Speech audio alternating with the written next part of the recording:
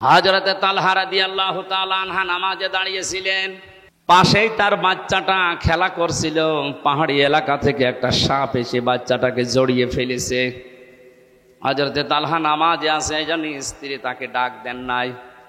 আশপাশের মানুষগুলো ডাক দিয়ে সাপটাকে মেরে বাচ্চাটাকে বিপদমুক্ত করে দাঁড়িয়ে আছে। নামাজ শেষ হয়ে গেল। জিজ্ঞাসা করলেন স্ত্রী, এত মানুষ বাড়ির ভেতরে কি করে? স্ত্রী বলে, সুবহানাল্লাহ, আল্লাহু আকবার। আর যখন নামাজে ছিলেন ওই সময় পাহাড়ি এলাকা থেকে একটা সাপ এসে বাচ্চাটাকে জড়িয়ে ফেলেছিল। আপনি নামাজে আছেন, এর জন্য আমি কিছু বলি না। আশপাশের মানুষজন ডাক দিয়ে সাপটাকে আমরা মেরে ফেলেছি, বাচ্চাটাকে এখন বিপদমুক্ত করে আমরা বসে আছি। ও স্বামী, এতগুলো কাজ সব তো আপনার সামনেই ঘটছিল, একটা বারের জন্যও কি নজর আপনার ওইদিকে যায় নাই? হযরতে তালহা বলেন, স্ত্রী, আমি যখন নামাজে ছিলাম আমার মালিকের সাথে আমার কথা হচ্ছিল। আমি যখন বলছিলাম আলহামদুলিল্লাহি রাব্বিল আলামিন, আমার যে মনে হচ্ছে আমার আল্লাহ মনে হয় এ কথার জবাব আমার কানের মধ্যে শুনিয়ে দিচ্ছে। স্ত্রী নামাজে দাঁড়িয়ে আল্লাহর সাথে যখন কথা হয়, যদি মন এদিকে ওদিকে চলে যায় ওই নামাজ আর নামাজ থাকে না। কি বুঝে পড়ছিলেন নামাজে বলেন আপনি? আমাদের তো এরকমই পড়া হয় নাকি? এখানে হক আদায় করে পড়ার 3 নাম্বার অর্থ হচ্ছে আপনি যে জ্ঞান ওখান থেকে পাবেন ওই প্রাপ্ত জ্ঞানের ওপরে প্র্যাকটিক্যাল লাইফে আপনি মিলাবেন, সেট করবেন। আপনি যতটুকু জানবেন অতটুকুই বাস্তব জীবনে আপনাকে সেট করা লাগবে। আপনি পড়তেছেন বসে বসে, আরো আইতাল্লাযী ইউকাযযিবু বিদ্দীন ফাযালিকাল্লাযী ইয়াদউল ইয়াতীম ওয়ালা ইয়াহুদ্দু আলা তুআমিল মিসকিন। হঠাৎ একজন ফকির, একজন ভিক্ষুক এতিম এসে আপনার কাছে সাহায্য চেয়েছে। আপনি তেলাওয়াত করছিলেন, আপনার উচিত ছিল এই তেলাওয়াতকৃত আয়াতের যে অর্থ, যে ব্যাখ্যা, যে শিক্ষা, এটা আপনাকে এই মুহূর্তে কাজে লাগানো। আল্লাহ পাক এখানে জানাতে চাইলেন, হে নবী, আপনি কি ওই সমস্ত মানুষদেরকে দেখেছেন কিয়ামত হবে এটা বিশ্বাস করে না এরকম মানুষ? নবীজি বললেন, কই? আমার সামনে যারা আছে এরা তো মনে হয় সবই কিয়ামতে বিশ্বাসী। আল্লাহ পাক এখানে কয়েকটা গুণ দিলেন, বললেন না যে মানুষগুলো ইয়েতিমের গলায় ধাক্কা দেয়, মিসকিনদেরকে খাবার দেয় না, খাবারের ব্যবস্থা করে না, উৎসাহ দেয় না মানুষকে, এরা আর যাই করুক আমি আল্লাহ বলছে এগুলো কিয়ামত বিশ্বাস করে না। তাহলে আপনার এই আয়াতের আমল ছিল কি? আপনি যখন পড়ছিলেন, একটা ভিক্ষুক, একটা ইয়েতিম অসহায় যখন এসেছে, আপনার সাধ্য অনুযায়ী তাকে কিছু না কিছু দেওয়া। এ আয়াত তো আপনাকে তাই বলছিল। কথা বলেন না কেন? এখানে সাহাবায়ে কেরামের জীবন পড়লে আমরা দেখি ওনারা কোরআনে কারিম সূরা নাস আর ফালাকের 11টা আয়াত পড়তে তাদের 11 দিন 15 দিন সময় লাগতো। আর আমরা এমন মুসলমান, এ সূরা আমারে পড়তে দেন, আমি 1.5 মিনিটে শেষ করে ফেলবো। তার মানে বোঝা যাচ্ছে হযরতে ওমর কোরআনে কারিম আমার মতো পড়তে পারতো না। হ্যাঁ, সূরা নাস ফালাক ওনার 11 দিন লেগেছে, আর আমার 1.5 মিনিট লাগে। তার সাথে আমার চাইতে ওনার পড়াশোনা কম ছিল। মানে যখনই পড়তেন কুল আউযু বিরাব্বিন নাস, আগে দেখতেন আমার আল্লাহ আয়াতে আমাকে কি জানিয়েছে, আগে দেখি। প্র্যাকটিক্যাল লাইফে দেখতেন যে কই আমি তো মিলাতে পারলাম না। কুল আউযু বিরাব্বিন নাস, হে নবী আপনি বলুন আমি সাহায্য চাই মানুষের রবের কাছে। কার কাছে? মানুষের রবের কাছে আমি সাহায্য চাই। এখন রব কি? কোরআনে আল্লাহ রব শব্দের অর্থ দিয়েছেন 19টা, সামারাইজ করে আমরা 5টা বেশি প্রচলন করেছি। সারা পৃথিবীতে 5টা বেশি চলে। রবের প্রধান অর্থই হচ্ছে রব মানে আইনদাতা, রব মানে রিজিক দাতা, রব মানে অভিভাবক, রব মানে উকিল। একটা একটা করে যখন মিলাতেন যে আমি আল্লাহর আইন মানতে পারি তো আমার এই 3.5 হাত বডির ভেতরে আল্লাহর আইন চলে কিনা দেখি তো। মাথা থেকে শুরু করে পা পর্যন্ত আগে মিলিয়ে দেখতেন, কই রবের আইন তো আমার 3.5 হাত বডির ভেতরে চলে না। বিশ্বনবী মুহাম্মদুর রাসূলুল্লাহর যে চুলের কাটিং ছিল, আমাদের অনেকেরই ওই রকম চুলের কাটিং নেই। কথা বলেন না, আমরা চুল কাটি। সেলুনে যাওয়ার পরে দেখবেন ওখানে কয়েকজনের ছবি টাঙানো আছে। কোন কাট দেবেন দেখে দেখে বলেন, আপনি কি শাহরুখ কাট না অজয় কাট? কোন দোকানে আজ পর্যন্ত এটা লেখা থাকে না যেখানে সুন্নাত অনুযায়ী চুল কাটা হয়, পেয়েছি? এখানে অজয় কাট দেওয়া হয়। এর সাথে কাটিং মিলে গেলে তো আপনি জান্নাতের মাঝখানে যাবেন।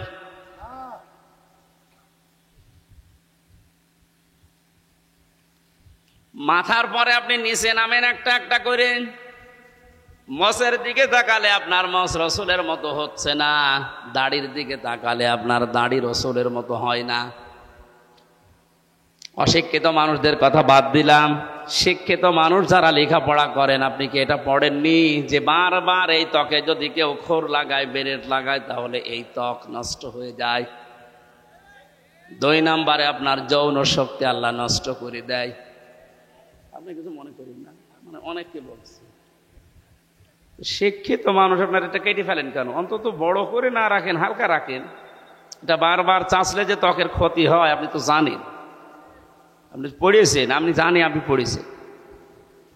আশা করছি আমি নরম ভাষায় যদিও বললাম, এটা যারা রাখেন না রেখে দিন, কাজে লাগবে। আপনার চেহারাও সুন্দর লাগবে। অনেকে মনে করে যে আমার যুবক যুবক লাগে, এদিকে ব্যাটারি যে ফিউজ হয়ে যাচ্ছে ওটা এর পাচ্ছে। আশা করছি এটা করবেন। আপনি হালকা রাখেন, দরকার হয় যদি লজ্জা লাগে তো অন্তত শুরু করেন, দেখবেন লজ্জা কেটে যাবে। আর রাসূলের সুন্নতের ভেতরে আমার মনে হয় যত সম্মান আল্লাহ লুকিয়ে রেখেছে,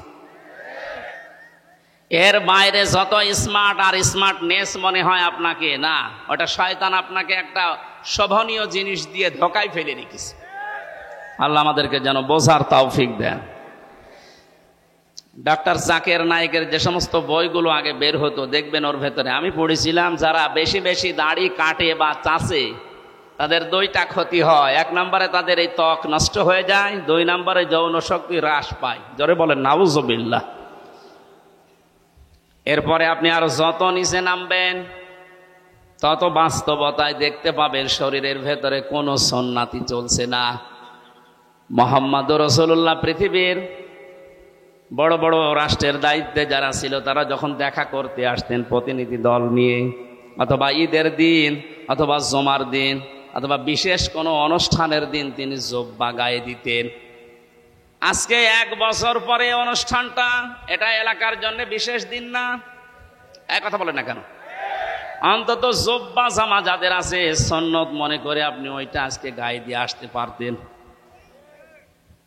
আমার মনে হয় হাদিস বলা ঠিক হচ্ছে না, মানে অনেকের নেই তো। ঠিক আছে, ওসব দরকার নেই, আমি অন্য লাইনে চলে যাচ্ছি। ওনারা যখন আউযু বিরাব্বিন নাস বলতেন, দেখতেন রবের আইন আমার শরীরে, আমার পরিবারে, আমার সমাজে, আমার রাষ্ট্রে আছে কিনা। এগুলো মিলানোর পরে মালিকিন নাস এখানে যেতেন। এরপরে যেতেন ইলাহিন নাস। আমরা তো এভাবে মিলাই না, এই জন্য 1.5 মিনিটে সূরা নাস ফালাকের 11 আয়াত শেষ হয়ে যায়, আর ওনাদের 11 বছরেও শেষ হতো না। এই জন্য যতটুকু পড়বেন তার উপরে প্র্যাকটিক্যাল লাইফ আগে মিলাবেন, এটা 3 নাম্বার শর্ত।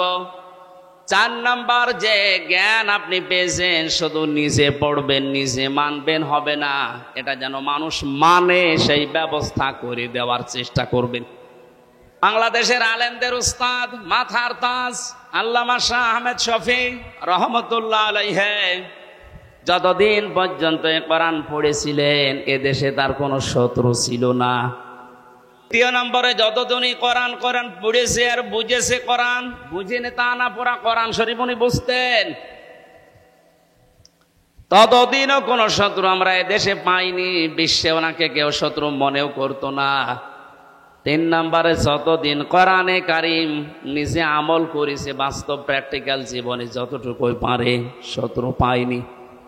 যখনই 4 নাম্বারটা বলেছে না এটা আমি মানুষকে মানাতে চাই, এর ভেতরে আছে ওয়াল্লাযীনা ইউযুনা রাসূলাল্লাহি লাহুম আযাবুন আলীম। সূরা তাওবা 10 নম্বর পারা 15 নম্বর পৃষ্ঠা 15 নম্বর লাইনের 61 নম্বর আয়াতের শেষের দিকে আছে। আল্লাহ পাক বলেন পৃথিবীতে যারা রাসূলকে কষ্ট দিচ্ছে ভবিষ্যতেও দেবে, এদের জন্য যন্ত্রণাদায়ক আযাব আমি আল্লাহ রেডি করছি। বলেন নাউজুবিল্লাহ। মানে যখন এইটা দেখেছিলেন যে নবীজির সম্মান নিয়ে সিনেমিনে খেলা হচ্ছে, না এটা আমি মানতে দেব না, এটা আমি মানুষকে মানাবো, তখনই তার নাম পাল্টিয়ে দিয়েছে তেতুল হুজুর। নাম কি তেতুল হুজুর? কি সুন্দর নাম দেখেন না, শাহ আহমেদ শফি, নামই পাল্টিয়ে গেছে। নবীজির হাদিসের দ্বিতীয় পয়েন্টে কিন্তু এইটাই ছিল, কোরআন যদি এই 4টা শর্ত অনুযায়ী আপনি পড়তে পারেন, ফাস্তাজাহারাহু, এবং কোরআনকে যদি এজহার করা, স্পষ্ট করা, বিজয় করার জন্য আপনি চিন্তা ভাবনা থাকে, আপনার কর্ম থাকে, তাহলে হালালকে হালাল আপনি মানতে পারবেন আর হারামকে হারাম মেনে চলতে পারবেন। এই জন্য মাঝখানে দেখবেন ফা আছে। বালাগাত মান্তেকের কায়দায় ও ফাটা প্রায় 9টা অর্থে ব্যবহার হয়। ফা শব্দটা যেখানে সেখানে আন্দাজে দেওয়া হয় না, আগে দেখা হয় পরে দেখা হয়। দেখতে পাওয়া যায় যে আগের শর্তগুলো যদি কেউ মেনে নিতে পারে সত্যি সত্যি, তখন ব্যাখ্যা দেওয়ার জন্য মাঝখানে ফা লাগানো হয়। নবীজির প্রতিটা শব্দ গবেষণামূলক, এমনিতে ফা না দিলেও অর্থ হয়ে যেত। আপনি যত আলেম আছে জিজ্ঞাসা করেন তো, ফা হাল্লা হালালাহু কেন দেওয়া লাগবে? শব্দ তো প্রথমে ফাস্তাজাহারাহু। যারা কোরআনকে এজহার করাবে, দাঁড় করাবে, বিজয় করার চিন্তা ভাবনা করবে, তাহলে তারা হালালকে হালাল, হারামকে হারাম মানতে পারবে। যদি কোরআন প্রতিষ্ঠিত না থাকে, বিজয় না থাকে, সেখানে হালালকে হালাল জানার পরও অনেকে ইচ্ছা করলেও মানতে পারে না। এক কথা বলেন না কেন? এই যে পুলিশ ভাইরা দাঁড়িয়ে আছে, এ কোরআন যতদিন পর্যন্ত এদেশে বিজয় না হবে, কায়েম না হবে, ওনারা যত ইমানদার দাবি করুক, ইচ্ছা করলেও হারামকে হারাম জানার পরও ছেড়ে দিতে পারছে না। আমার যে গাড়িটা এসেছে কুষ্টিয়া থেকে, এখান থেকে প্রায় 450 কিলো পথ আপনারা ছেড়ে দিলে, আমি যদি কুষ্টিয়ায় যাই, কমপক্ষে 4 থেকে 5 জায়গায় ওনারা বলবো হুজুর দোয়া চাই। বললাম তো দোয়া তো কাহারুল থেকে করে আসলাম না, যে দোয়া নিয়ে এসেছেন ওই দোয়া দিয়ে যান। এখন যদি 4-5 জায়গায় যদি শুধু দোয়া দিতে দিতে যায়, এখন এই দোষ আপনি ওনাদের না, কখনো ওনাদের দোষ নেই। এখান থেকে একেবারে উপর পর্যন্ত আল্লাহর ওলি যারা বসে আছে, এখন যদি বলেন ইনারা না ইচ্ছা করলেও পারবে না, এটা কিন্তু জানে যে এটা হারাম। কারণ কোন মানুষের জিনিস না বলে খাওয়া, না বলে নেওয়া, এর নাম চুরি, এর নাম কি? আর কারো মন থেকে কোনো জিনিস যদি দিতে না চায়, জোর করে নেওয়া হারাম। আমি তো এমনি এমনি দোয়া দিয়ে দিয়েছি নাকি? এই জন্য কোরআন যদি এজহার না থাকে, কায়েম না থাকে, আপনি ইচ্ছা করলেও হারামকে হারাম জানার পরও ছেড়ে দিতে পারবেন না। আপনাকে বাধ্য করবে ওই পরিবেশ। হালালকে হালাল জানার পরও আপনি মানতে পারবেন না, এমন এমন পরিবেশ তৈরি হবে, আপনি ইচ্ছা করলেও হালাল জানার পরও ধরতে পারবেন না, ছেড়ে দেওয়া লাগবে। নবীজির শব্দটা চয়ন দেখেছেন যারা কোরআন পড়ে আর কোরআনকে প্রতিষ্ঠিত করা, দাঁড় করা, বিজয় করার চিন্তা ভাবনা করে দুনিয়ায়, তারা হালালকে হালাল জেনে মানতে পারে, হারামকে হারাম জেনে মানতে পারে। আল্লাহ পাক যেন তাকে জান্নাতে প্রবেশ করিয়েই দিয়েছে, করাবে তা না। আদখালাহুল্লাহুল জান্নাহ। তাহলে আজকে থেকে যদি জান্নাতে যেতে চায়, হাদিসের উপরে আমল করার দরকার নেই। এর পরবর্তী শব্দ তো আরো আরো আরো শক্ত, আরো সুসংবাদপূর্ণ শব্দ।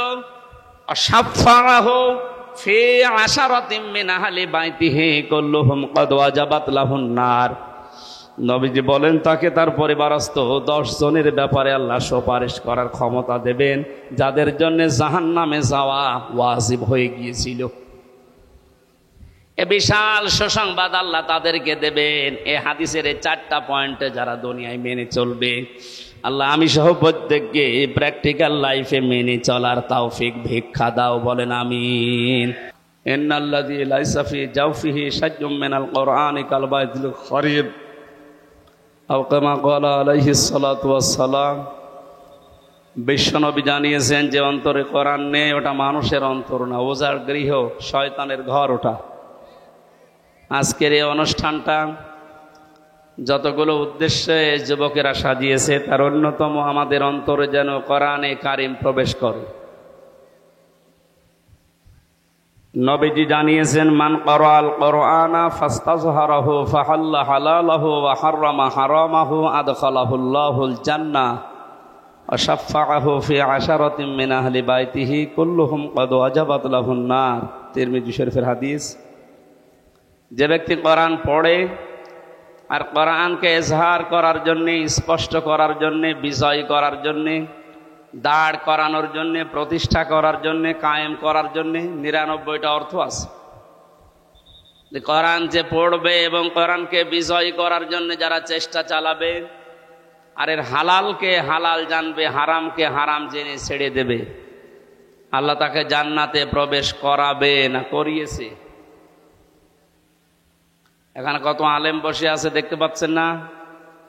আদখালা এটা মাঝি, আদখালা ইউদখিলু,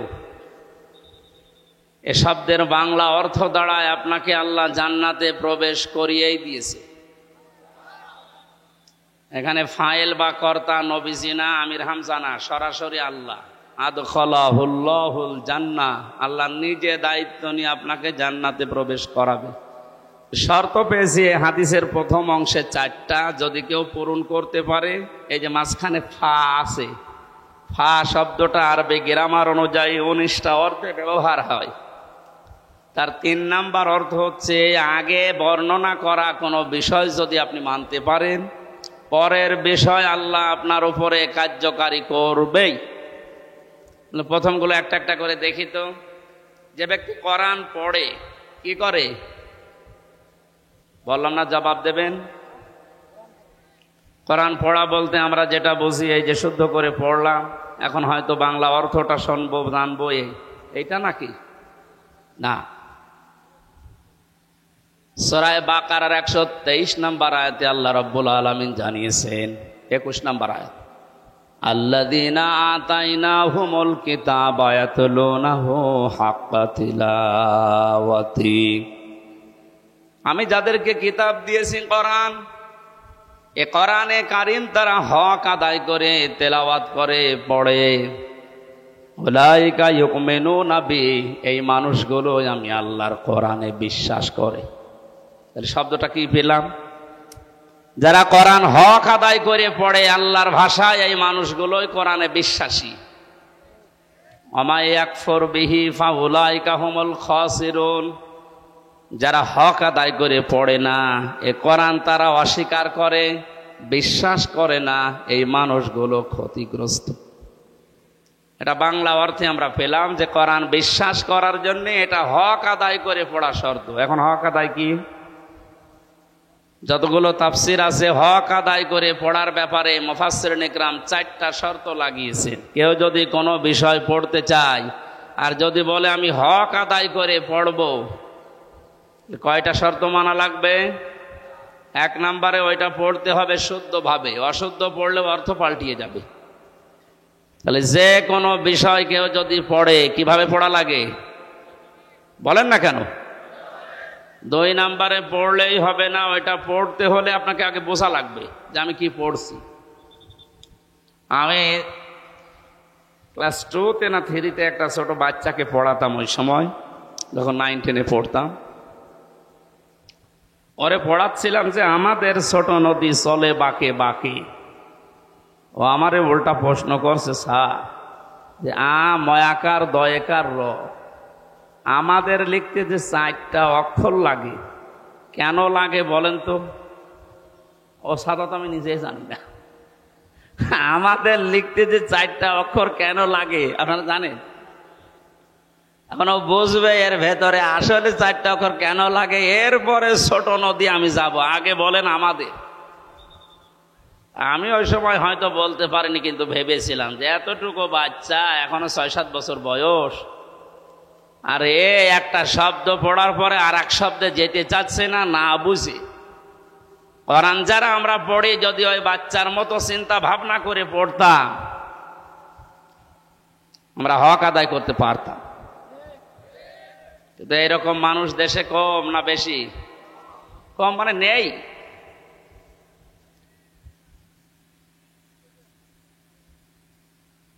একশো জনের 95 জন কোরআন শরীফ শুদ্ধ করে পড়তে পারে না, এটা জরিপে পাওয়া যায়।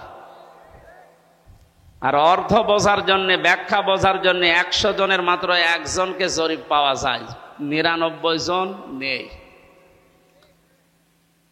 এই যে রিপোর্টগুলো বলছি, এই রিপোর্টগুলো কি সুখবর বয়ে আনছে না দুঃসংবাদ বয়ে আনছে? আল্লাহ জাতিকে যেন হেফাজত করে।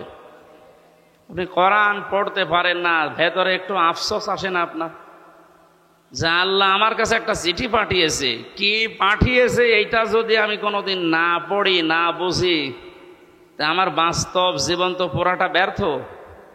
যারা মেয়ে লোককে ভালোবাসে, এই মেয়ে লোকের একটা চিঠি পাওয়ার পরে কত কায়দায় পড়ে, না বুঝতে পারলে দরকার হয় যে বোঝে, তার কাছ থেকে 3-4 বার বোঝার জন্য চেষ্টা চালায়। প্রতিটি শব্দ বুঝে বুঝে পড়ে। এ তো প্রতি শব্দ বুঝে পড়লেই সওয়াব হয় নাকি?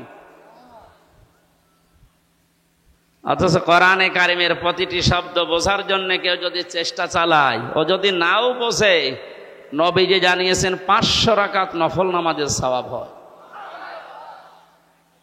এখানে কয়েকজন আলেম বাদ দিয়ে যারা আছি, আমি সহ, যদি জিজ্ঞাসা করা হয় পুরা কোরআনের প্রতিটি শব্দের অর্থ, শাব্দিক অর্থ জানেন, কেউ হাত তুলতে পারবে না।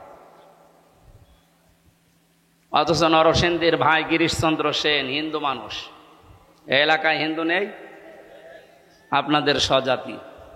এই লোকটা পড়া কোরআনে কারিম এমন পড়া পড়েছিল, এমন বোঝা বুঝেছিল, প্রতিটি শব্দের 33টার উপরে তার অর্থ জানা ছিল, নয়তো তাফসীর লিখলো কি করি? বলেন আমাদের ধর্মের মানুষ না এই লোকটা, একটা হিন্দু মানুষ। কোরআন আমাদের চাইতে পড়েছে বেশি, বুঝেছে বেশি, লিখেছে বেশি, কথা বলেন না কেন? সে অন্য ধর্মের মানুষ হয়ে যদি এত বেশি সময় দিতে পারে আল্লাহর কোরআনের পেছনে, আমরা যারা বিশ্বাস করি আল্লাহকে, আমাদের একটু সময়ের পেছনে দেওয়ার দরকার না? একটু চিন্তা আসে না আপনার যে 4টা সূরা জানেন, 4টা সূরার একটাও আপনি বোঝেন না যে কি বললেন আল্লাহর কাছে? কঠিন অবস্থাপূর্ণ একটা দিন আমাদের সামনে অপেক্ষা করছে, মাস্ট বি, এটা আসবেই, নাকি আমাদের জীবনে বাদ দিয়ে? আল্লাহ রাব্বুল আলামিনের ভয়াবহতা বর্ণনা করতে গিয়ে সূরা মারিজে, সূরা হাক্কাতে, সূরা কারিয়ায় এত বড় কঠিন কঠিন কঠিন শব্দগুলো তিনি চয়ন করেছেন। ওয়ালা ইয়াসালু হামিমুন হামিমাই ইউবাসসিরুনহুম ইয়াওয়াদ্দুল মুজরিমু লাউ ইফতাদি মিন আযাবি ইয়াউমিযিম বিবানি। সেদিন বন্ধু বন্ধুর খোঁজ নেবে না, যদিও তাদেরকে সম্মুখে হাজির করা হবে। ইউবাসসিরুনহুম, এদের আমার বন্ধু বিশ্ববিদ্যালয়ে থাকাকালীন আমরা এক জায়গায় ছিলাম, আপনাদের দিনাজপুরের শহরে বাড়ি। কোথায়? আমার বাড়ি কুষ্টিয়া। 5টা বছর ভার্সিটিতে একসাথে থাকার কারণে একটা মহাব্বত, ভালোবাসা তৈরি হয়েছিল। আমি জেলে ছিলাম 3 বছরের আগে, 1-1.5 বছর ওনার সাথে আমার দেখা নেই। 5 বছর পরে গতকাল রাতে দেখা। এই সময়ে আমার যতটুকু মনে হচ্ছে 5 বছর পরে সঙ্গে সঙ্গে আমার বাড়ি নিয়ে গেছে, সারা রাত বাড়িতে ছিলাম। যদি বলতাম ভাই আজকে সময় নেই, অন্যদিন আসবো, আমারে ছেড়ে দিত। এই কথা বলছেন না কেন? আল্লাহ রাব্বুল আলামিন প্রথমে বন্ধুর এই শব্দটাই লাগিয়েছেন, ওয়ালা ইয়াসআলু হামিমুন হামিমা। মানুষ বন্ধুর সাথে 10, 15, 20 বছর পরে দেখা হলে একটা আলাদা আবেগ কাজ করে। আল্লাহ ওই আবেগের জায়গাটায় আঘাত দিয়েছেন যে তোর ওই বন্ধুকে সম্মুখে হাজির করা হবে, কিন্তু সে তোকে চিনবে না। ইয়াবাদুল মুজরিমু লাউ ইফতাদি মিন আযাবি ইয়াউমিদিন বিবানি, কিয়ামতের ওই কঠিন অবস্থা থেকে বাঁচার জন্য এ মাহফুজ পর্যন্ত আমি হামজাকে আল্লাহর কাছে মুক্তিপণ বলবে দিয়ে দিলাম। আল্লাহ হামজাকে নিয়ে নাও মুক্তিপণ হিসাবে, তুমি আমাকে বাঁচাও। শুধু হামজা না, সাহিবাতিহি ওয়া আখি, ওর বউকে দিতে চাইবে, ওর ভাইকে দিতে চাইবে, বলবে বউ ভাই সব দিয়ে দিলাম। অফাসিলাতি হিল্লাতি তৌবি, জ্ঞাতি গোষ্ঠী যারা তাকে আশ্রয় দিয়েছে রাজনৈতিকভাবে, সামাজিকভাবে, পারিবারিকভাবে, তাদেরকেও বলবে আল্লাহ দিয়ে দিলাম। শেষ আয়াত আরো কঠিন হলো, অমাং ফিল আরদি জামিআন সুম্মা ইউজি। আল্লাহ পাক বলেন দুনিয়াতে যত কিছুর মালিক ছিল নামে বেনামে সব আমি আল্লাহকে বলবে আল্লাহ দিয়ে দিলাম, আমাকে বাঁচাও। সুম্মা ইউজি, এরপরও আমি নাজাত চাই। আল্লাহর পরের শব্দটা এত ভয়ঙ্কর শব্দ লাগিয়েছেন, কাল্লা, কখনোই হবে না, কখনো না। এই যে যতগুলো মানুষকেও দিতে চাইলো মুক্তিপণ হিসাবে, আমি হামজা সহ, বউ সহ, ভাই সহ, জ্ঞাতি গোষ্ঠী, সন্তানাদি, দুনিয়ার সব সম্পদ সহ, আল্লাহ জবাব দিচ্ছেন কাল্লা, না, ইন্নাহা লাযা, তোকে আমি লাযা নামক জাহান্নামের যে দরজা আছে ওইটা দিয়ে প্রবেশ করাবো। বলেন নাউযুবিল্লাহ। জাহান্নামের যে বিশাল কঠিন কঠিন দরজা আছে তার ভেতরে লাযা একটা, খুব ভয়ঙ্কর দরজা এটা। আয়াতের পরবর্তীতে আল্লাহ দুইটা চরিত্রের কথা জানিয়েছেন, যাদের ভেতরে দুনিয়াতে এই দুইটা গুণ থাকবে তাদেরকে লাযা নামক দরজা দিয়ে আল্লাহ নিজে জাহান্নামে প্রবেশ করাবে। নাযাআতাল লিশাওয়া তাদউ মান আদবারা ওয়া তাওয়াল্লা ওয়া জামাআ ফাআওয়া। জাহান্নামে লাযায় প্রবেশ করার পরে অবস্থা আল্লাহ বলেন কেমন হবে জানো, আগে চামড়া খসে পড়ে যাবে। দিনাজপুরের মুসলমানেরা, অন্য জাতির মানুষেরা কোন একটা ঘর আল্লাহ বানিয়েছে যে ঘরে প্রবেশ করলে চামড়া খসে যায়? এই সাধারণ ঘর? বলেন। আমি 3 বছর আগে যেখানে রিমান্ডে ছিলাম 10 দিন, ওনাদের যে সিস্টেমগুলো, যে যে অপরাধ করে তাকে ওই রকম জায়গায় নিয়ে শাস্তি দিয়ে কথা বের করে। পাশে যাকে নিয়ে গেল আমি বললাম ভাই আপনার সাথে কি করেছে? বলে আমার এমন জায়গায় নিয়ে গিয়েছিল যে এই সমস্ত নখগুলো তুলে ফেলেছে। ওর মামলাও কঠিন, অস্ত্র নিয়ে ধরা পড়েছে। যারা মার্ডার মামলার আসামি আর আমার মতো একেবারে পটল চোর, মূল্য চোর, আমার আবার কি নেবে? তাও কিছু জিনিস আমার দেখিয়েছিল যে এইগুলো দিয়ে বিভিন্ন জিনিস তোলা হয়। তারপরও তো আমার কোন জায়গার চামড়া ইনশাল্লাহ ওঠেনি। বলেন তো আল্লাহ কি ঘরের বর্ণনা দিলেন? নাযাআতাল লিশাওয়া, ও ঘরে প্রবেশ করলে আপনার চামড়া আগে খসে পড়ে যাবে। তার মানে চামড়া খসানোর অনেক জিনিস সেখানে আছে। যে দুইটা গুণের কথা আল্লাহ আয়াতে দিয়েছেন, যারা সত্যকে সত্য জানার পরে এদবার করে, মুখ ফিরিয়ে চলে যায়, অহংকার করে, এটা শুধু মুসলমান না, অন্য জাতির লোক যারা আছেন, সত্যকে সত্য জানার পরে আপনার মুসলমান হওয়া লাগবে তা না, আপনার বিবেক আছে, আপনি তো মানুষ। সত্যকে সত্য জানার পরে কোনো মানুষ যদি এদবার করে, মুখ ফিরিয়ে চলে যায়, অহংকার করে, আর দুনিয়াতেও জামা ফাওয়া, সম্পদ আদি জমা করে রাখে আর বারবার সংরক্ষণ করার চেষ্টা চালায়, এই দুইটা গুণ চরিত্র যাদের ভেতরে আছে আমার আল্লাহ তাদেরকে লাযা দিয়ে প্রবেশ করাবে। বলেন নাউযুবিল্লাহ। এর আগে যে ময়দানে মাহশারের যে বিশাল বর্ণনার কথা আছে, সন্তান পেট ফেটে বের হয়ে যাবে, শিশু বাচ্চার কথা, দুধের কথাও মনে থাকবে না, মানুষ উন্মাদের মতো ঘোরাফেরা করবে।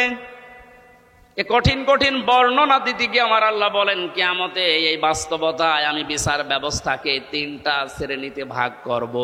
আল্লাহর বিচার ব্যবস্থা 3 শ্রেণীতে। কয় প্রকার? বলেন বলেন। সূরা বাকারার 281 নম্বর আয়াত আমরা পড়েছি। আয়াতের ভেতরে আল্লাহ ওইটা জানাচ্ছেন, ওয়াত্তাকু ইয়াওমান তুরজাউনা ফীহি ইলাল্লাহ। তোমরা ভয় করো, শুধু হামজা একা না, ওয়াত্তাকু বহু বচন এটা, সবাই মিলে ভয় করো। ইয়াউমান, ওই দিনকে, যে দিনের বর্ণনা এতক্ষণে 4-5 মিনিট দিলাম, এত বড় কঠিন ভয়াবহ অবস্থা আল্লাহ ওই দিনে বানাবেন। আমরা যেভাবে গণনা করি 1 2 3 4 5 6 খামসিনা আলফা সানা মিম্মা তাউদ্দুন, আল্লাহ বলেন কিয়ামতের একটা দিন হবে দুনিয়ার হিসাবে 50,000 বছরের মতো লম্বা। এ বিশাল দিনে মানুষ দাঁড়িয়ে থাকবে, সূর্যটা আসবে মাথার আধা হাত উপরে, তামা হয়ে যাবে মাটি, টকবক করে ফুটতে থাকবে মগজ, নাক কান দিয়ে বয়ে বয়ে পড়বে। পুরা ময়দানে একটাই মাত্র আওয়াজ থাকবে, পানি চাই। কি চাই? 42 ডিগ্রি 43 ডিগ্রি চলছে, এই কারণে প্রতিদিন 4-5 কেজি করে অনেকে পানি খাচ্ছে। তারপরও এটা কত দূরে সূর্যটা, তখন আসবে মাত্র আধা হাত বা এক বিঘত উপরে। এ কঠিন অবস্থাতে মানুষ একটাই আওয়াজ দিতে থাকবে সারা ময়দানে, পানি চাই, পানি চাই, পানি চাই। আল্লাহ পাক বলেন ভয় করো ওই দিনটাকে, তুরজাউনা ফীহি ইলাল্লাহ, যেদিন সবাইকে আমি আল্লাহর কাছে ফিরে যাওয়া লাগবে। সুম্মা তুওয়াফা কুল্লু নাফসিম মা কাসাবাত ওয়া হুম লা ইউজলামুন। যেদিনের বিচার ব্যবস্থার কথা এবার বলছিলাম, 3টা শ্রেণীতে পেয়েছি ইবনে কাসির তাফসিরে। 1 নম্বরে মহান আল্লাহ বিচারের ব্যবস্থা যেটা বানিয়েছে, আল্লাহর বিচার ব্যবস্থায় কোনো অবিচার নেই।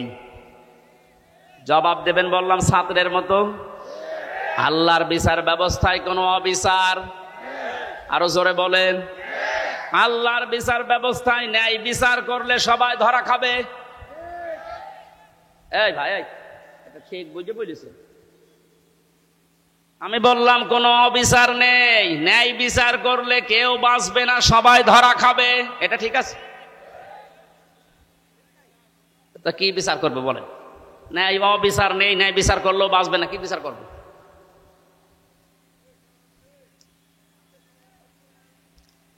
আল্লামা ইমাদউদ্দিন রহমতুল্লাহ আলাইহি তাফসীর করতে গিয়ে আয়াতের ইয়াউমান এই শব্দের ব্যাখ্যায় ভয়াবহতা আগে তিনি উল্লেখ করেছেন। এরপরে বলেন আল্লাহর বিচার ব্যবস্থায় অবিচার নেই, ন্যায় বিচার করলে তো বাঁচবেন না। আল্লাহর বিচারে একটা জিনিস আছে, উনি যদি দয়া করে মাফ করে দেয় বাঁচা যাবে। কি বুঝলাম? প্রথমে আল্লাহর বিচারে কোনো অবিচার, ন্যায় বিচার করলে কেউ, বলেন বলেন কেন? যদি বলেন ন্যায় বিচার করলেও বাঁচব না, মানে একটা ঘটনা এখানে আমি তাফসিরে দেখেছি। আল্লাহর নবী বলেন বনি ইসরাইলের এক লোক 1000 বছর হায়াত পেয়ে 1000 বছর সে ইবাদতে ছিল। দিনের বেলা রোজা রাখা অবস্থায় জিহাদের ময়দানে কাটাতো, আর রাতের বেলা সেজদা দিয়ে তাহাজ্জুদের নামাজে। একদিন মনে মনে ভাবতেছে, আমার যে ইবাদত, আমি জান্নাত পেয়ে যাব, আল্লাহর দয়া লাগবে না। আল্লাহ রাব্বুল আলামিন তাকে ঘুমের ভেতর একটা স্বপ্ন দেখিয়েছে। ঘুমের ভেতর এসে দেখছে কিয়ামত কায়েম হয়ে গেছে। মহান আল্লাহ তাকে বিচার করার জন্য ডাক দিয়ে বলছে, বান্দা যা, জান্নাতে চলে যা। লোকটা মনে মনে চিন্তা করে, আমি এত বছর ইবাদত করলাম, আল্লাহ আমাকে একটু থ্যাংক ইউ, ধন্যবাদ, স্বাগতম, শুভেচ্ছা কিছুই দিল না, খালি বলছে যা জান্নাতে চলে যা। একটা কথা হইল, আমি যা করেছি আমার এইটা নিয়েই তো আমি জান্নাত পেতে পারি। আল্লাহ তার মনের অবস্থা বুঝতে পেরে ডাক দিয়ে বলে, বান্দা, ফেরেশতারা একে নিয়ে জাহান্নামে যে জায়গায় গরম ওঠে ওই জায়গা দিয়ে একটু ঘুরিয়ে নিয়ে আয়। ওখান থেকে ঘোরাচ্ছিল, হঠাৎ করে দেখে পানির পিপাসায় তার কলিজা ফেটে যায়। বলে, ফেরেশতারা আমার একটু পানির ব্যবস্থা করে দাও। ফেরেশতারা বলছে, এখানে ফ্রি পানি পাওয়া যাবে না, পানি পেতে হলে তোমার ইবাদতের কিছু আমাদের দেওয়া লাগবে। যা করেছে এতদিন অর্ধেক দাও। জীবন বাঁচে না, ইবাদত করবো কি, দিয়ে দিলাম অর্ধেক। পানি খাওয়ার পরে দেখবেন মানুষের প্রসাবের চাপ দেয়, পানি খেয়েই বলছে আমি প্রসাব করব। যেখানে প্রসাব যেখানে সেখানে করা যাবে না, ব্যবস্থা আমরা করে দিতে পারি, বাকি যা আছে ইবাদত ওইটাও দিয়ে দেওয়া লাগবে। বলে, আমার এদিকে সহ্যের বাইরে চলে যায়, করব কি, ওটা যা দিয়ে দিলাম। আমার আল্লাহ এবার ডাক দিয়ে বলে, বান্দা, এক গ্লাস পানি ভেতরে ঢোকাইলে আর এক গ্লাস বের করে ফেলে দিলে, এতটুকুর কারণে 1000 বছরের যা ছিল পুঁজি সব দিয়ে দিয়েছো। 1000 বছরে কত গ্লাস পানি পান করেছো বলো? প্রতিটি গ্লাসে 1000 বছরের ইবাদত না দিয়ে তোরে আমার জান্নাতে আর দেব না। দিনাজপুরবাসী আমরা কেউ বাঁচবো না আল্লাহ নাই বিচার করলে। একটা মাত্র পথ আছে, আল্লাহ পাক যদি বলে যা আমি তোরে মাফ করে দিলাম। এই জন্য কাবা শরীফ যারা তাওয়াফ করে, আমি কয়েকদিন আগে এসেছি, 6ষ্ঠ চক্করে মানুষ একটা দোয়া আল্লাহকে শোনায়, আল্লাহুম্মা ইন্না আলাইয়া হুকুকান ফীমা বাইনি ওয়া বাইনিকা। কাবা সামনে নিয়ে বলছে, রব্বুল আলামিন তুমি আমার মালিক, আমি তোমার গোলাম। তুমি মালিক হিসাবে আমাকে যা দেওয়ার দুনিয়ায় সব দিয়েছো। আমাকে নেই থেকে তুমি হামজা বানিয়েছো। আমি তো উল্লেখ করার মতো 33 বছর আগে কিছুই ছিলাম না। 33 বছর আগে আমার মায়ের বিয়ে হয়েছে, 34 বছর আগে। 33 বছর আগে বলেন তো হামজা নামে দুনিয়ায় আমার কোনো অস্তিত্ব ছিল? বলেন বলেন। বাবা মায়ের বিছানায় ছিল, এই জন্য ওখান থেকে আমার আল্লাহ 4 8টা জিনিস বানিয়েছিল। বিজ্ঞান আজ প্রমাণ করছে, ফালে ইয়ানজুরিল ইনসানু মিম্মা খুলিকা মিম্মা ইন দাফিকি ইয়াখরুজু মিন বাইনিস সুলবি ওয়াত তারাইব। আল্লাহ পাক বলেন, নজর করে না মানুষকে তার জন্মের দিকে, কি জিনিস দিয়ে আমি আল্লাহ তারে বানালাম। বাবার স্ফলিঙ্গ দিয়ে দ্রুত গতিতে যে পানিটা বের হয়ে চলে আসে, এখান থেকে 40,000 মানুষ তৈরি হওয়ার ক্ষমতা ওই বীর্যের ভেতরে থাকে। এগুলো যেতে থাকে মায়ের রেহেমের ভেতরে, জরায়ুর দেয়ালের সাথে ধাক্কা লেগে হয়তো অনেকে পড়ে যায়, শেষ পর্যন্ত যেতে পারে না। আমি আল্লাহ দয়া করে তোকে ওখানে পাশ করিয়ে হামজা বানানোর জন্য পৌঁছিয়ে দিয়েছি। ওখানে যাবার পরে মায়ের যে নাপাক পানিটার থলি ছিল, ওইটা দিয়ে বাবার এইটা দিয়ে আল্লাহ 4 4 8টা জিনিস বানান। চুল, রগ, হাড় আর পর্দা, রক্ত, গোশত, চর্বি আর চামড়া। বিজ্ঞান এখন কম্পিউটারে দেখতে পাচ্ছে 8টা জিনিস হলে মানুষ হয় না। মানুষ পরিপূর্ণ রূপ দিতে হলে 13টা জিনিস লাগে। কয়টা? আল্লাহ যে রব নাম নিয়েছেন, কুল আউযু বিরাব্বিন নাস পড়েছিলেন, হযরত ওমরের পড়তে দেরি হতো এই কারণে যে আমি মানুষের রবের কাছে আশ্রয় চাই। রব মানে প্রতিপালক, লালন পালনকারী। চাওয়ার আগে যিনি জিনিস দিতে পারে, আরবিতে তার নাম রব। তার নাম কি? আমার আল্লাহ আমাকে চাওয়ার আগে মায়ের পেটের ভেতরে 5টা জিনিস দিয়েছিলেন: শ্রবণ শক্তি, দর্শন শক্তি, বাক শক্তি, আকেল শক্তি আর ঘ্রাণ শক্তি। সার সহ যারাই বসে আছে একটু হেফাজত করে বলেন তো নিজে, হ্যাঁ একটু চিন্তা করে, যদি আল্লাহ একটাও কম দিত আপনি পরিপূর্ণ এ মাস্টার হয়ে আসতে পারতেন।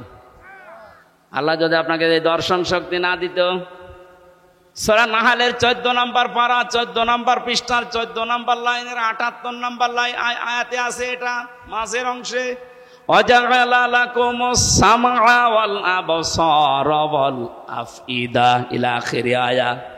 আল্লাহ তাআলা বলেন শ্রবণ শক্তি, দর্শন শক্তি, বাক শক্তি, আকেল শক্তি, ঘ্রাণ শক্তি, এই 5টা জিনিস আমি নিজে তোরে দিয়েছি। একটা বারের জন্য তোর চিন্তা আসে না যদি আমি তোরে একটা না দিতাম? তুই দুনিয়ায় আসতে কিন্তু অপূর্ণাঙ্গ হয়ে, মানুষ তোরে কানা বলতো। যদি এই দর্শন শক্তি, শ্রবণ শক্তি না থাকতো, আপনাকে মানুষ কালা বলে ডাকতো।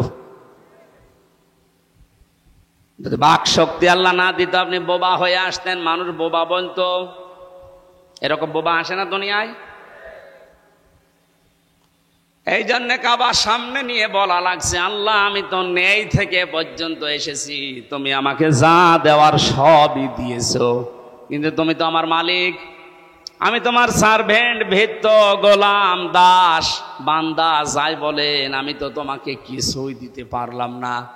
আজ তোমার ঘরে এসেছি সে বাংলাদেশ থেকে, কাবা সামনে নিয়ে বলছে, মালিক আমার একটা পুঁজি আছে, তুমি আমারে মাফ করে দাও। সর্বশেষ এইটাই বলা লাগে।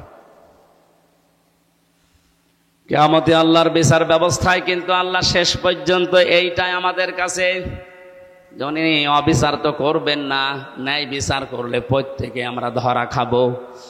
বাঁচার একটা মাত্র পথ আছে, আল্লাহ তুমি আমাকে মাফ করে দাও। এই জন্য বিশ্বনবী প্রতিদিন আল্লাহর কাছে মাফ চাইতেন কম পক্ষে 100 বার। কতবার? এখন দিনের 5টা বাজে, আমি হামজা সহ কত মানুষ এখানে আল্লাহর ওলি বসে আছি, 100 বার না, আল্লাহর কাছে সারা দিনের ভেতরে 10-12 মাফ চাইনি। কথা বলেন না কেন? আজকে থেকে আমলটা আমি সহ প্রত্যেকে আরম্ভ করবেন, সময় পেলেই বলবেন আল্লাহুম্মা গফিরলি অথবা আস্তাগফিরুল্লাহ, আস্তাগফিরুল্লাহ। পৃথিবীতে সবচাইতে বেশি খুশি হয় আল্লাহ এই শব্দটা শুনলে। মানুষ যখন বলে আস্তাগফিরুল্লাহ, আস্তাগফিরুল্লাহ, আল্লাহ আমি ক্ষমা চাই, আমি ক্ষমা চাই, ফেরেশতাদেরকে দিয়ে আল্লাহ বলে হামজার দিকে তাকা, নিষেধ করেছিলে বানাতে, অথবা না দেখেই দেখ আমার কাছে এমনিতেই ক্ষমা চাইতে আছে। এই আমলটা আমি সব প্রত্যেকে যেন আমাদের প্র্যাকটিক্যাল লাইফে করতে পারি, বলেন আমিন। আল্লাহ রাব্বুল আলামিন যে দিনের বর্ণনা দিচ্ছিলেন কিয়ামতের এই ভয়াবহতায়, যে বিচার ব্যবস্থার কথা শুনলাম, আমি আবার বলছি আল্লাহর বিচারে কোনো অবিচার বলেন না কেন? ন্যায় বিচার করলে কেউ বাঁচবে? বাঁচার একটা পথ আছে, আল্লাহর ক্ষমা, আল্লাহর বলেন বলেন।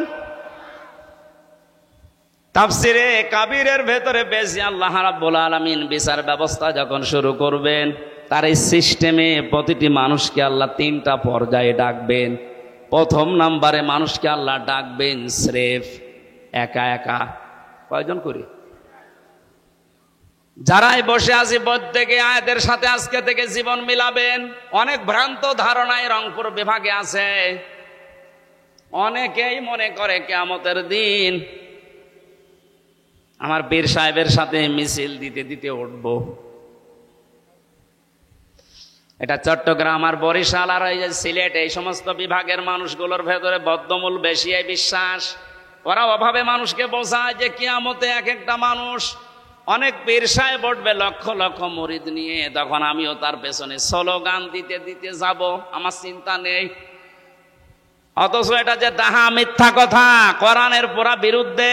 সূরা মরিয়ম 16 নম্বর পারা 10 নম্বর পৃষ্ঠা 15 নম্বর লাইনের 95 নম্বর আয়াতে আছে, ওয়াকুল্লুহুম আতিহি ইয়াউমাল কিয়ামাতি ফারদা। আল্লাহ পাক বলেন কিয়ামতের ময়দানে প্রতিটি মানুষকে আমার বিচার ব্যবস্থার সামনে আসা লাগবে স্রেফ একা একা। কয়জন করি? বলেন বলেন। তাহলে যারা পীর সাহেবের সাথে উঠবে মিছিল দিতে দিতে, এটা সত্য কথা না বানানো? এটা পুরাটা বানোয়াট কথা, আপনাকে ধোঁকা দিয়ে বোকা বানিয়ে রাখছে। কারো ওপর ভরসা না, কিয়ামতে আপনাকে স্রেফ একা একা ওঠা লাগবে। আপনি এবার নিজে ভাবেন, আপনি যখন উঠবেন একা একা, এমন কি তৈরি করে গেলেন দুনিয়ায় যে আপনি জবাব দিতে পারবেন? বলেন। সেদিন একটা কনফারেন্স দেখছিলাম, বিচারক একটা ছোট্ট বাচ্চাকে, 11 বছর বয়সের অন্ধ কোরআনের হাফেজ, তাকে ডাক দিয়ে বলছে, তুমি যে ফার্স্ট হলে আজকে, অথচ তোমার চোখ নেই, তুমি অন্ধ মানুষ, আল্লাহর বিরুদ্ধে তোমার কোনো নালিশ আছে? ছেলেটা বলছে, বিচারক আমার কোনো নালিশ আল্লাহর প্রতি নেই, আমি আরো খুশি। তুমি খুশি মানে? খুশি আমি এই কারণে, কিয়ামতে যখন আল্লাহ বিচারের জন্য প্রত্যেকটি মানুষকে ওয়াকুল্লুহুম আতিহি ইয়াউমাল কিয়ামাতি ফারদা একা একা ডাকবে, আমি আল্লাহর সামনে যখন একা দাঁড়িয়ে যাব স্রেফ, আমার বিভিন্ন নিয়ামতের প্রশ্ন আমাকে জিজ্ঞাসা করবে। শেষ পর্যায়ে আল্লাহকে আমি হয়তো বলতে পারবো, মাবুদ তুমি তো আমাকে চোখ দাওনি, দুনিয়ায় অন্যান্য নিয়ামতের হিসাব আমাকে প্রথমে জিজ্ঞাসা করো না, চোখেরটা জিজ্ঞাসা করো, এইটা দিয়ে শুরু করো। প্রথমটা জিজ্ঞাসা করলে আমি বলবো, আল্লাহ আমি চোখে দেখি নাই, এই উসিলাই হলেও দয়া করে বাকিটার জিজ্ঞাসা না করে মাফ করে দাও। আরে ভাই, ওর তো শখ ছিল না, ওটা একটা কিছু নিয়ে যেতে পারছে, আপনার কি নেই? বলেন আপনার কি নেই, আপনি কি নিয়ে দাঁড়াবেন? আমি একা একা থাকলে মাঝে মাঝে আমার মনে হয় আল্লাহ পাক যদি বিচারের এই প্রথম পর্যায়ে বলে, হামজা 2024 সালের মার্চ মাসের 31 তারিখ পর্যন্ত তোরে মাফ করে দিলাম, শুধু এপ্রিলের 1 থেকে এই 27 তারিখ পর্যন্ত জবাব দিয়ে তুমি জান্নাতে চলে যা। আমার তো মনে হয় 27 দিনে জবাব দেওয়াও ঠিকঠাক মতো আমার দ্বারা সম্ভব না। আপনারা পারবেন না? আপনারা পারবেন।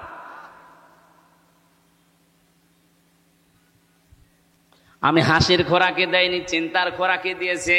বড় কঠিন অবস্থা। আল্লাহ এমনি ভয় করতে বলে না এই দিনকে। দ্বিতীয় অবস্থায় আল্লাহ এবার আর একা ডাকবে না কোনো মানুষকে। ইয়াউমা নাদউ কুল্লা উনাসিন বিইমামিহিম, সূরা বানী ইসরাইল 15 নম্বর পারা 8 নম্বর পৃষ্ঠার 3 নম্বর লাইনের 71 নম্বর আয়াত। এটা তাফসিরে ফি জিলালিল কোরআনে পাবেন। সাইয়্যিদ কুতুব রহমাতুল্লাহ আলাইহি লিখেছেন, কিয়ামতে এবার আল্লাহ প্রতিটি মানুষকে ডাকবে তার নেতার সাথে। কার সাথে? ও দিনাজপুরের মানুষেরা, কোন ধান্দায় আছেন আমি জানি না, কিয়ামতে কিন্তু আপনাকে আল্লাহ নেতা সহ ডাকবে। দ্বিতীয় নম্বরে আপনার বিবেকে কি বলে? যে নেতার পেছনে আছেন ওকে যদি আগে ডাকে, এরপরে আপনাকে ডাকবে। আপনার মনে কি বলে? ওই লোকটাকে ডাকলে ওর যা সিরাত, ওর যা কর্মজীবন, বাস্তব অবস্থা, ওরে আল্লাহ মাফ করবে আপনার মনে হয়? বলছেন না, এখনই ধরা খা। ওর প্র্যাকটিক্যাল লাইফ দেখে যদি আপনার এখনই মনে হয় যে না, আমি যার পেছনে আছি ওরে মাফ করার কথা না, কারণ ওর যা চরিত্র আমি তো জানি, তাহলে ওর পেছনে কিয়ামতে আমারে আল্লাহ ডাকবে। ওরে মাফ না করলে আমার তো মাফই নেই। এখনো বিবেকের দরজায় যাদের তালা লাগানো আছে, আমি নিচে নামতে পারলাম না, বাকিটা আপনার বিবেকের ব্যাপার। এরপরেও যদি কারো বিবেক না খোলে, আমার মনে হয় এর বিবেকের ওপরে কুকুরে পোশাক করিস। এটাও ঠিক বলছেন মানে?